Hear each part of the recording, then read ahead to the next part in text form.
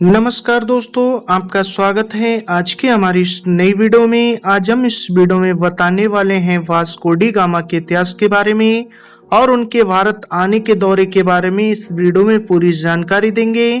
तो वीडियो को लास्ट तक देखना है। आइए वीडियो को स्टार्ट करते हैं। आपको बताता चलूं कि वास्को डी गामा का जो नाम था पहले वो वास्को द गामा था, जिन्हें ज्यादातर लोग अब वास्को डी गामा के नाम से जानते हैं। एक खोजी नाविक थे। इनका जन्म 1460 में पुर्तगाल में हुआ था। वो पहले व्यक्ति थे जिन्होंने अफ्रीका महाद्वीप का चक्कर लगाकर यूरोप से भारत पहुंचने में सफलता हासिल की थी। वास्को डी गामा का बचपन साइनेस नाम के कस्बे में बीता था, जो कि समुद्री तट पर स्थित था। इनके पिता को राजशाही द्वारा नाइट की उपाधि मिली हुई थी और वो खोजी नाविक थे। वास्को डी गामा ने आगे चलकर अपने पिता का व्यवसाय ही चुना और वो भी समुद्र में यात्रा के लिए जा रहे जहाजों की कमान संभालने लगे। आपको बताता चलूं कि भारत जाने वाले रास्ते की खोज किस तरह की गई। तो भारत के मसाले यूरोप में बहुत ज्यादा लोकप्रिय थे, लेकिन उस समय यूरोप वासियों को भारत जाने वाले जिस इकलौते रास्ते के बारे में पता था वो जमीन से होकर जाता था।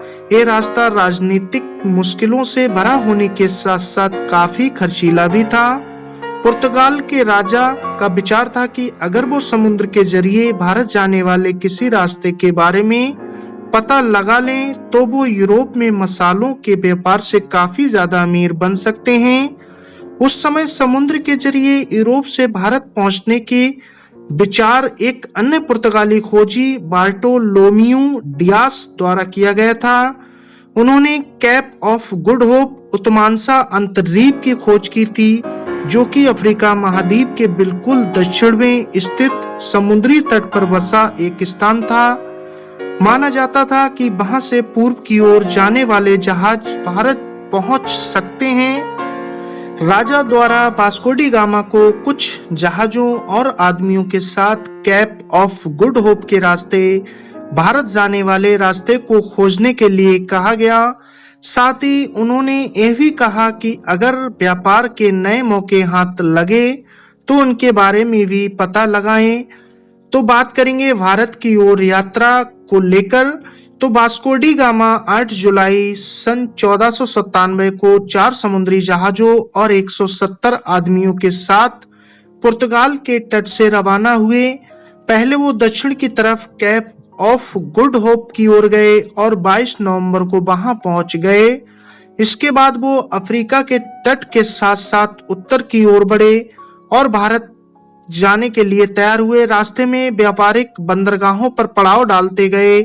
इसी के साथ 14 अप्रैल सन 1498 को मालिंदी बंदरगाह पहुंचने पर उन्हें वहां के एक स्थानक नाविक से भारत की ओर जाने वाली दिशा के बारे में पता चला। इसके बाद मानसून हवाओं की सहायता से वास्को डी गामा का खेमा भारत की ओर चल पड़ा और 20 मई सन 1498 को भारत के केरल राज्य के कालीकट नामक स्थान पर उन्होंने अपने कदम रखे। कालीकट को मलयालम भाषा में कोझिकोड कहा जाता है।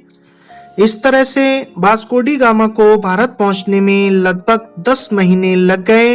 इसी के साथ बताना चाहूंगा कि वास्को डी गामा की भारत में मुश्किलें और वापसी किस तरीके से हुई। तो कालीकट पहुंचने पर वास्को डी गामा के दल के स्थानक राजा से मुलाकात हुई।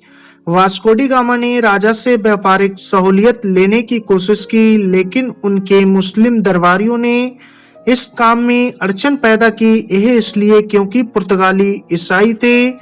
अगस्त 1498 में वास्को डी गामा ने अपने देश की ओर वापसी का रास्ता पकड़ लिया, लेकिन वापसी का यह रास्ता विपरीत मौसम की वजह से काफी खराब रहा और उनके दल के आधे से ज्यादा व्यक्ति बीमारियों की वजह से मारे भी गए।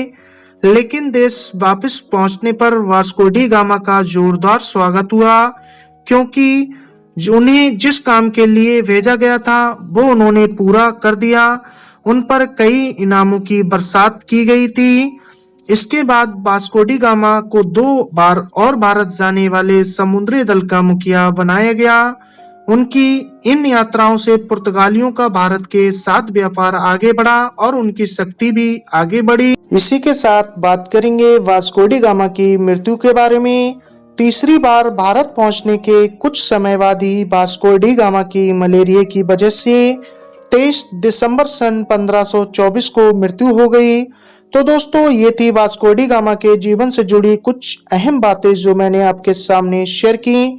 वास्को डी गामा भारत क्यों और कब, कैसे और किस लिए आए, ये पूरी जानकारी मैंने आपको इस वीडियो में दे दी। अगर आपको इसमें कोई भी चेंजिंग नजर आए तो हमें कमेंट्स बॉक्स में जरूर लिखकर बताइएगा। मिलते हैं फिर नेक्स्ट वीडियो में नेक्स्ट स्टोरी के साथ। आपने अपना कीमती वक्त दिया, आपका बहुत बहुत